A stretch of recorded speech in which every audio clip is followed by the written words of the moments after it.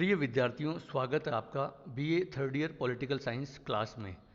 विद्यार्थियों, हम डिस्कस कर रहे हैं पॉलिटिकल साइंस विषय का जो आपका सेकंड पेपर है, द्वितीय विश्व युद्धोत्तर अंतर्राष्ट्रीय संबंध एवं भारत की विदेश नीति, उसके थर्ड चैप्टर पर हमारा डिस्कशन चल रहा है। चैप्टर आप देख पा रहे हैं, संयुक्त राष्ट्र संघ संगठन कार्यप्रणाली एवं भूमिका। काफ़ी महत्वपूर्ण चैप्टर है। तो संयुक्त राष्ट्र संघ के बारे में हमने काफ़ी जानकारी प्राप्त करी। अब उसके अंगों की हम बात करेंगे यहाँ इस वीडियो से, काफ़ी डिटेल से हम बात करेंगे। उससे पहले हमने संयुक्त राष्ट्र संघ की पूरी स्थापना, उसकी पूरी विकास यात्रा, सिद्धांत, उद्देश्य, वो सारा हमने डिस्कस किया है। अब आपने छोटी क्लासों में पढ़ा है कि संयुक्त राष्ट्र संघ के प्रमुख जो अंग हैं उनके बारे में, तो एक एक अंग को लेकर और एक एक अंग को लेकर भी डिटेल से बारीकी से हम अध्ययन करेंगे, क्योंकि परीक्षा में महत्वपूर्ण प्रश्न पूछे जाते हैं। उसमें विशेष रूप से हमारा जो फोकस होगा दो प्रमुख अंग, महासभा और सुरक्षा परिषद, उन पर हम बहुत डिटेल से डिस्कस करेंगे, क्योंकि परीक्षा में जो प्रश्न, निबंधात्मक प्रश्न भी अकेले एक एक जो अंग है महासभा को लेकर एक बड़ा निबंधात्मक प्रश्न पूछा जाता रहा है, या फिर सुरक्षा परिषद को लेकर भी कई अलग अलग तरीके से प्रश्न पूछे जाते रहे हैं। उन सब पर हम डिटेल से डिस्कस करेंगे। तो यहाँ वीडियो को शुरू करने से पहले मैं उन विद्यार्थियों से जो नए जुड़े हैं, या जो सारे वीडियो को क्रमबद्ध और व्यवस्थित रूप से जो अब तक हमने रिकॉर्ड किए हैं, बिल्कुल आपके पाठ्यक्रम के अनुसार व्यवस्थित रूप से वो आप देख सकते हैं एक साथ। वो प्लेलिस्ट में जाके आपको, इस चैनल की प्लेलिस्ट में जाके आपको वहाँ प्लेलिस्ट सेक्शन में आपको वहाँ BA third year political science की प्लेलिस्ट मिल जाएगी। उसमें सारे वीडियो क्रमबद्ध और व्यवस्थित रूप से मिल जाएंगे, या फिर आप इस वीडियो के डिस्क्रिप्शन में भी आपको उसका लिंक प्रोवाइड करवा दिया जाएगा, तो वहाँ आप लिंक पर टैप करके और देख सकते हैं। तो आइए वीडियो की शुरुआत करते हैं। सबसे पहले हमें 6 अंग कौन से हैं उनके नाम आपको मैं बता रहा हूँ, फिर एक एक अंग पर। सबसे पहले आज हम महासभा पर बात करेंगे। महासभा में भी थोड़ी सी उसकी पृष्ठभूमि देखेंगे, और महासभा का जो संगठन है, पूरा जो स्ट्रक्चर है, उसकी संरचना कैसी है, उसके बारे में हम बात करेंगे। तो आइए सबसे पहले देखते हैं जो संयुक्त राष्ट्र संघ संयुक्त राष्ट्र संघ के जो प्रमुख 6 अंग है वो कौन से हैं। तो विद्यार्थियों, ये आप संयुक्त राष्ट्र संघ के जो 6 अंग हैं वो आपको संख्या और ये अंग सारे जो नाम से पता होने चाहिए, और आपने छोटी क्लासों में पढ़ा भी है, 12वीं क्लास में भी पढ़ा है, उसके बाद भी पढ़े हैं, तो आपको ध्यान होंगे ही। तो संयुक्त राष्ट्र संघ के जो प्रमुख ये 6 अंग हैं, सबसे पहले महासभा, सुरक्षा परिषद, सामाजिक एवं आर्थिक परिषद, न्यास परिषद, अंतर्राष्ट्रीय न्यायालय एवं सचिवालय। तो ये 6 अंग आपको अच्छे से ध्यान होने चाहिए, इनके बारे में जानकारी भी आपको पता होना चाहिए। तो ये जो शुरू के जो 2 अंग, ठीक है, संयुक्त राष्ट्र संघ की जो महासभा, उसे हम साधारण सभा भी कहते हैं, और दूसरा सुरक्षा परिषद, इसको लेकर तो काफ़ी बड़े क्वेश्चन भी, निबंधात्मक प्रश्न भी, और उनमें से फिर लघुत्तरात्मक, अति लघुत्तरात्मक, अलग अलग तरीके से प्रश्न पूछे जाते रहे। तो इन दोनों को हम डिटेल से डिस्कस करेंगे, और बाकी के जो 4 अंग हैं उन पर भी जो थोड़ी थोड़ी जानकारी, जितनी आपकी परीक्षा के लिए ज़रूरी है उतना हम जरूर देंगे। और परीक्षा में मेरा पूरा ध्यान आपके जो स्नातक स्तर की परीक्षा के साथ साथ जो आपके कंपटीशन, भावी जो कंपटीशन एग्जाम आप देने वाले हैं, उस पर भी फोकस रहेगा, तो वो सारा हम ध्यान रखेंगे। तो सबसे पहले 6 अंगों, क्योंकि कई बार परीक्षा में 6 अंग भी पूछ लिए जाते हैं कि संयुक्त राष्ट्र संघ महासभा के कितने अंग हैं, कौन कौन से हैं, नाम लिखिए, तो आपको ये 6 नाम बताने पड़ेंगे। अब हम सबसे पहले बात करेंगे जो संयुक्त राष्ट्र संघ का जो सबसे प्रमुख, जो महत्वपूर्ण अंग है, महासभा। विद्यार्थियों, यहाँ ये आप देख पा रहे हैं संयुक्त राष्ट्र संघ महासभा, और ब्रैकेट में साधारण सभा, मतलब उसे साधारण सभा भी आप कह सकते हैं। पहले ये अंग क्या है, प्रमुख रूप से इसका जो स्ट्रक्चर है वो कैसा है, तो वो हम देखेंगे। तो यहाँ आपको उसकी बेसिक पृष्ठभूमि, संयुक्त राष्ट्र संघ की जो अंग है महासभा, उसके बारे में थोड़ा सा हम जो इस स्लाइड को समझने का प्रयास करते हैं। देखिए, सबसे पहले आप देख पा रहे हैं जो कि संयुक्त राष्ट्र संघ जो महासभा है, इसको साधारण सभा तो कहते ही हैं, लेकिन कुछ विचारकों ने इसको एक तरह से विश्व का उन्मुक्त अंतःकरण भी कहा जाता है। अब कई बार कंपटीशन एग्जाम में पूछ लिया जाता है कि बताइए संयुक्त राष्ट्र संघ का कौन सा अंग है जिसे विश्व का उन्मुक्त अंतःकरण कहते हैं। ठीक है, तो आपको ये ध्यान रखना है। तो संयुक्त राष्ट्र संघ की महासभा को कहते हैं। देखिए, उन्मुक्त अंतःकरण का मतलब है कि यहाँ पर एक खुला वातावरण, एक ऐसा मंच है ये संयुक्त राष्ट्र संघ तो आपको पता है किसी एक देश की संस्था तो है नहीं है, पूरे विश्व की संस्था है, सारे विश्व का प्रतिनिधित्व यहाँ पर है। और संयुक्त राष्ट्र संघ का एकमात्र जो अंग है जिसमें कि सभी राष्ट्रों को पूर्ण प्रतिनिधित्व दिया गया है, जो भी इसके मेंबर होते हैं, टोटल मैं आपको बताऊंगा, टोटल जो संयुक्त राष्ट्र संघ के 193 मेंबर हैं वर्तमान में, ठीक है, तो पहले भी हम देख चुके हैं, तो उनको सबको प्रतिनिधित्व देने वाला जो अंग है वो है संयुक्त राष्ट्र संघ की महासभा, ठीक है। तो महासभा तो उसमें प्रत्येक देश का अपना प्रतिनिधित्व है, ठीक है। तो वहाँ एक ऐसा वातावरण प्रदान किया जाता है, एक ऐसा मंच है, हर वर्ष यहाँ बैठ के होती है, तो एक उन्मुक्त रूप से, खुले रूप से एक अपनी बात प्रत्येक जो देश है वो यहाँ कह सकता है। अंतर्राष्ट्रीय स्तर पर जो ये सम्मेलन होता है, प्रत्येक जो देश है इसका जो मेंबर है उसको पूरा मौका दिया जाता है, वो अपनी बात यहाँ कह सकते हैं, इसलिए उन्मुक्त अंतःकरण कहा गया है यहाँ पे संयुक्त राष्ट्र संघ महासभा को, ठीक है ना। एक अपनी जो अंतःकरण है, जो अपने जो विचार अभिव्यक्ति है, प्रत्येक देश के जो प्रतिनिधि हैं वो यहाँ पर खुले रूप में अपनी बात कह सकते हैं, तो वो एकमात्र मंच ये संयुक्त राष्ट्र संघ महासभा का है, ठीक है। आप देख पा रहे हैं कि संयुक्त राष्ट्र संघ जो महासभा है वो विश्व की जो संसद है और अंतर्राष्ट्रीय राजनीति का सबसे बड़ा मंच है, ठीक है। विश्व की संसद इसलिए आपने देखा होगा कि अगर मान लीजिए किसी देश की संसद में क्या होता है, उस पूरे जो देश की जनता है उनका प्रतिनिधित्व करती है वहाँ की संसद, क्योंकि पूरे देश की जनता के चाहे वो प्रत्यक्ष रूप से चाहे वो अप्रत्यक्ष रूप से चुने हुए प्रतिनिधि संसद में रहते हैं, चाहे किसी भी देश में हो।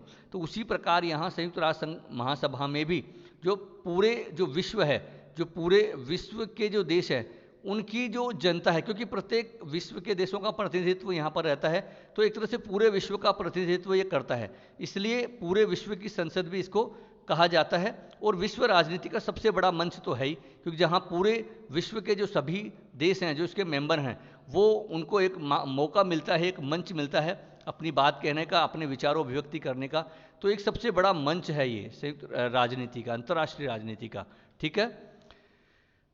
नेक्स्ट आप देख पा रहे हैं, बहुत महत्वपूर्ण बात विद्यार्थियों आप देख पा रहे हैं कि संयुक्त राष्ट्र संघ जो महासभा है ये एकमात्र एक ऐसा जो अंग है, ठीक है, कि जहां पर सभी राष्ट्रों को सम प्रतिनिधित्व दिया गया है। सम प्रतिनिधित्व का मतलब है समान प्रतिनिधित्व, ठीक है। क्योंकि आपने देखा होगा जब संसद में भी हम प्रतिनिधि मेंबर, जैसे मान लीजिए भारत में संसद है, ठीक है, यहाँ पर प्रत्येक जो राज्य की सीटें हैं वहाँ पर लोकसभा में भी है और राज्यसभा में भी है, ठीक है। लेकिन आपने देखा होगा कि अलग अलग राज्य से अलग अलग सीटें हैं, मतलब किसी राज्य से कम सीटें हैं, किसी राज्य से ज़्यादा है, ठीक है, मतलब तो उनको वहाँ की जनसंख्या के हिसाब से प्रतिनिधित्व दिया गया है संसद में, ठीक है ना। छोटे राज्य जहाँ कम जनसंख्या है वहाँ कम सीट है, बड़े राज्यों को ज़्यादा सीट है, एक राज्य की एक सीट भी है तो एक राज्य की 80 सीट भी है, ठीक है ना। तो लेकिन यहाँ इसको विश्व की संसद संयुक्त राष्ट्र संघ की महासभा को कहा गया है, लेकिन यहाँ महत्वपूर्ण बात यह है चाहे राष्ट्र छोटा हो चाहे वह राष्ट्र बड़ा हो, मतलब छोटा देश हो बड़ा देश हो, लेकिन जो प्रतिनिधित्व है सबका समान है, सम प्रतिनिधित्व है, ठीक है। प्रत्येक देश से 5 प्रतिनिधि, आगे आप देख पाएंगे, प्रत्येक देश से जो 5 प्रतिनिधि भेज सकते हैं, मतलब चाहे छोटा देश हो चाहे बड़ा देश हो, अपने 5 प्रतिनिधि संयुक्त राष्ट्र संघ महासभा में अपने देश का प्रतिनिधित्व करने के लिए वो भेज सकते हैं। कम भेजो तो उनकी मर्जी है, मैक्सिमम 5 भेज सकते हैं, ठीक है, ये छूट दी गई है। लेकिन इसमें एक बात महत्वपूर्ण है कि अगर मान लीजिए किसी मुद्दे पर वोटिंग होती है, मत विभाजन होता है, तो फिर मत तो उस देश का एक ही माना जाएगा, वोट एक ही माना जाएगा, ये आपको ध्यान रखना है, ठीक है ना।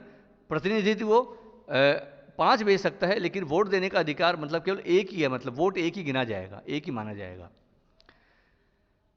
आप देख पा रहे हैं एक प्रसिद्ध जो सीनेटर है, विचारक है, अमेरिकी जो सीनेट है, वहाँ का जो उच्च सदन है अमेरिकी जो पार्लियामेंट का, सीनेटर का नाम आप देख पा रहे हैं कि वॉलेनबर्ग। उन्होंने जो संयुक्त राष्ट्र संघ महासभा को विश्व की लघु संसद कहा है, ठीक है ना, एक छोटी संसद है ये विश्व की। जिस प्रकार देश में एक किसी भी देश में अपनी एक संसद होती है, वहाँ प्रतिनिधित्व मिलता है वहाँ की पूरी जनता को। लेकिन यहाँ पर उन्होंने विश्व की लघु संसद, यहाँ मैंने इसलिए दिया इसको, कई बार कंपटीशन में पूछा जाता है कि बताओ संयुक्त राष्ट्र संघ महासभा को विश्व की लघु संसद किसने कहा है, या फिर ये पूछ ले कि कौन से अंग को, मतलब संयुक्त राष्ट्र संघ के कौन से अंग को विश्व की लघु संसद कहा गया है, तो आप बता सकते हैं। और प्रसिद्ध जो विद्वान है सुमा, उन्होंने जो संसार की नगर सभा कहा है, ये भी आपको ध्यान रखना है, परीक्षा में कई बार पूछा जाता है। नगर सभा, विश्व की नगर सभा, संसार की नगर सभा, ये किसने कहा है महासभा को? सुमा ने, ठीक है ना। तो ये आपको ध्यान रखना है, ये थोड़ी बातें आपको ध्यान होनी चाहिए, परीक्षा की दृष्टि से काफ़ी महत्वपूर्ण है। और इन बातों का आप अपने आंसर में भी, जब वहाँ निबंधात्मक डिस्क्रिप्टिव, जब सब्जेक्टिव आंसर आप लिखेंगे तो वहाँ भी इन सब का आप प्रयोग करेंगे, तो आपका जो आंसर है वो बड़ा जो एक अच्छा होगा, इफेक्टिव होगा, ठीक है। लास्ट में एक बहुत महत्वपूर्ण बात कही गई है विद्यार्थियों, आपको लगता है ऐसा, जब संयुक्त राष्ट्र संघ पूरा इतना बड़ा सबको प्रतिनिधित्व है, विश्व की जो लघु संसद नगर सभा कहा गया, तो आपको लगता होगा कि बहुत शक्तिशाली जो अंग होगा ये तो, लेकिन विद्यार्थियों व्यवहारिक रूप से ऐसा नहीं है। सैद्धांतिक रूप में तो है, हम आगे देखेंगे भी, है ना। लेकिन एक बड़ी व्यवहारिक बात यह है यहाँ पे कि जो आप देख भी पा रहे हैं कि संयुक्त राष्ट्र संघ जो महासभा है वो एक मतलब केवल मंच मात्र है। इसके जो प्रस्ताव हैं वो निष्कर्ष होते हैं, मतलब ये सिफारिश तो करता है, निष्कर्ष अपने विचार, एक निर्णय, मतलब प्रॉपर जो अंतिम जो स्वीकृति वो सुरक्षा परिषद से होती है। मतलब ये एक निर्णय लेने वाली संस्था आप इसको नहीं कह सकते। हाँ, मतलब ये प्रस्तावित कर सकती है, प्रस्ताव पारित कर सकती है, अपनी सिफारिशें दे सकती है, लेकिन निर्णय अंतिम रूप से तो सुरक्षा परिषद के द्वारा ही लिया जाता है। उसकी मंजूरी के बिना महासभा कोई भी प्रस्ताव पारित करे वो इम्प्लीमेंट नहीं होता है। तो इसलिए यहाँ एक बड़ी जो व्यवहारिक बात कही गई है इस लाइन में कि मतलब जो संयुक्त राष्ट्र संघ एक यह कोई मतलब सिफारिश करने वाली संस्था है, इसके पीछे एक कोई बल शक्ति, एक कानूनी जो शक्ति है वो नहीं होती है, क्योंकि सैद्धांतिक पावर है इसके पास। जैसे आपको पता है कि हमारे यहाँ जो भारत में राष्ट्रपति है वो सबसे पावरफुल है, लेकिन सैद्धांतिक रूप से, है ना, राज्य का प्रमुख है, लेकिन व्यवहारिक रूप से नहीं, सैद्धांतिक रूप से। व्यवहारिक रूप से तो कौन है? मंत्री परिषद है, प्रधानमंत्री है, बस वही बात है यहाँ पे। तो व्यवहारिक रूप से तो मतलब सैद्धांतिक रूप से तो महासभा काफ़ी शक्तिशाली सिफारिश भी करती है, ठीक है, निर्णय भी मतलब यहाँ प्रस्ताव भी लिए जाते हैं, लेकिन जो अंतिम निर्णय है व्यवहारिक रूप से वो महासभा नहीं ले पाती है, ठीक है। तो आपको ये कानूनी इसके पीछे कोई बाध्यकारी शक्ति नहीं है, ठीक है। तो ये विद्यार्थियों थोड़ी सी पृष्ठभूमि आपको महासभा के बारे में जानने को मिली है। अब हम जो महासभा जो अंग है, इसका जो स्ट्रक्चर है, जो इसका संगठन है, उसके बारे में देखते हैं। विद्यार्थियों, यहाँ आप इस स्लाइड में संयुक्त राष्ट्र संघ का जो संगठन है वो आप देख पा रहे हैं कैसा है। आइए देखते हैं।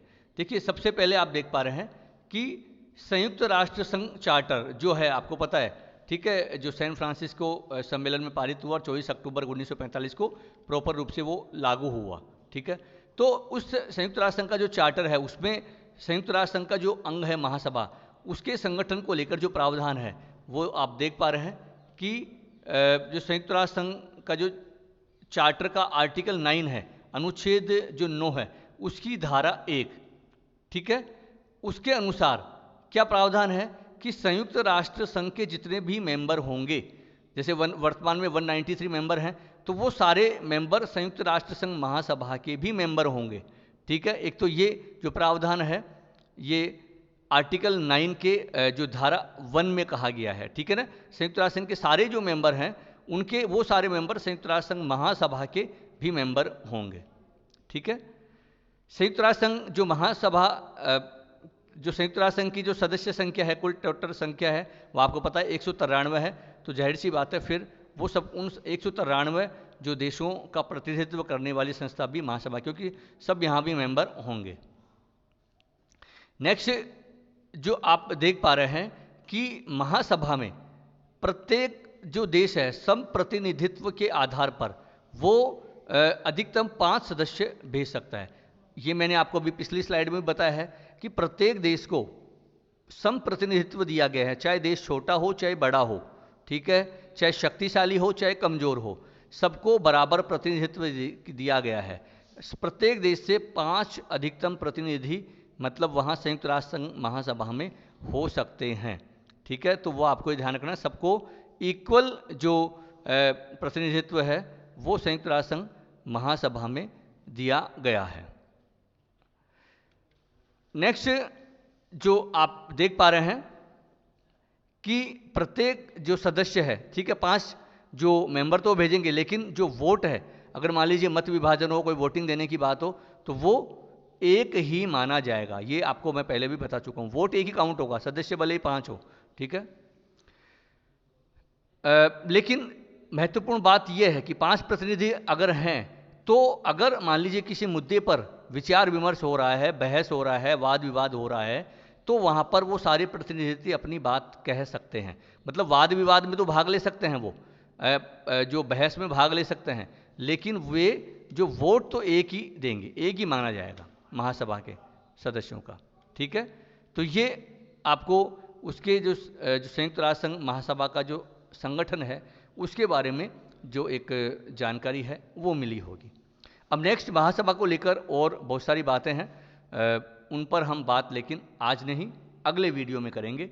तो आपको बेसिक जानकारी तो महासभा के बारे में और संगठन के बारे में पता लगी होगी। तो आज के लिए बस इतना ही।